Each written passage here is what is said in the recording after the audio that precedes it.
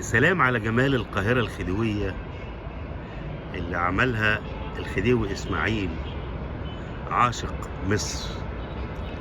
الخديوي إسماعيل واحد من البنايين اللي بنوا القاهرة الجميلة، وبنى وقسم القاهرة بطريقة كانت ولا تزال أجمل من باريس. بس مين يهتم ومين يعرف ومين يفهم يعني إيه القاهرة؟ القاهرة اللي شهدت كفاح عامر وعجيب. القاهرة الخديوية لو مشيت في شوارعها تحس إنك ماشي جوه كتاب جغرافيا.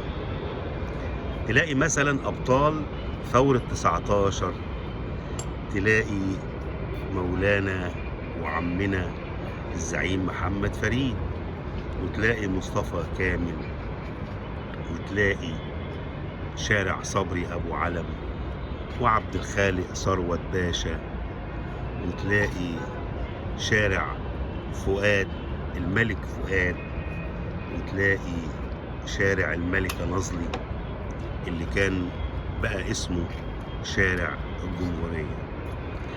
من عظمة الخديوي إسماعيل إنه خلى القاهرة مكان لا يمكن هدمه ولا يمكن تعديله ولا يمكن عمل كباري فيه وتشويهه.